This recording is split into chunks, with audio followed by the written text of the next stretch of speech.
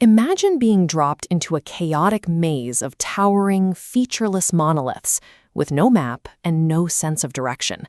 For many of us, that disorienting panic describes the exact sensation of confronting a complex math problem. That dread carries a steep, real-world cost.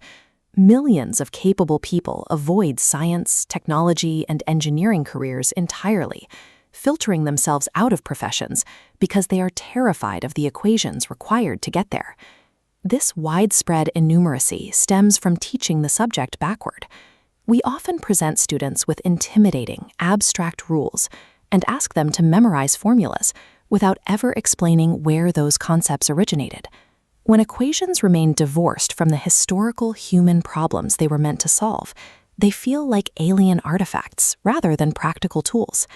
This 1958 course catalog shows educator Herb Gross redacting the standard syllabus at Corning Community College.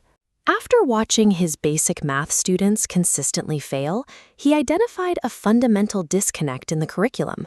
Students who weren't pursuing STEM degrees were paralyzed by the coursework. They saw no connection between the abstract numbers on the chalkboard and their everyday lives. Gross proposed a curriculum that abandoned abstract memorization. He chose to teach mathematics as a direct reflection of the development of human civilization.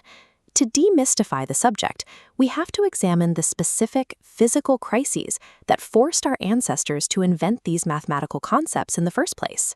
Early humans eventually transitioned from nomadic hunting to settled agriculture, creating the first complex tribal economies and trade networks. Counting began as a tool for tracking livestock and securing grain stores for the winter, emerging as a necessity long before the existence of academic tests. As those early tribes expanded into dense cities, physical challenges multiplied. People needed to define precise property lines for land ownership and construct stone architecture that could support its own weight. This diagram shows how an irregular, winding riverbank fractures into geometric grids. The physical demand to divide these uneven plots of land and to engineer load-bearing walls forced early builders to invent geometry and algebra. Early civilization forged these foundational mathematical branches as raw, practical survival mechanisms. By the age of global exploration and the scientific revolution, humanity was navigating unpredictable oceans and mapping the dynamic physics of the planets. Static formulas broke down in the face of continuous motion. Navigators and scientists required a new system to calculate a reality in constant flux. Calculus became the tool engineered to fill that gap, built specifically to measure and predict shifting movement. This curving graph shows points merging into a target dot, representing a limit. A tangent line pivots to track the trajectory, measuring the exact rate of change, a derivative. Finally, filling the space beneath visualizes the integral, adding up that motion. Calculus serves as the language devised to master a world in motion. When we return to the modern era with this context in mind, the initial feeling of panic starts to fade. In fact, mathematics operates as a second language.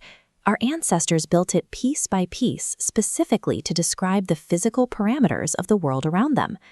Every complex formula you encounter began as a simple concept born from an everyday human problem. Reframing math as a chronicle of human endeavor helps strip away the anxiety that often surrounds the subject. Understanding these equations does not require innate genius. By embracing the history of why these tools exist, any student can expand their capabilities and make innumeracy a thing of the past.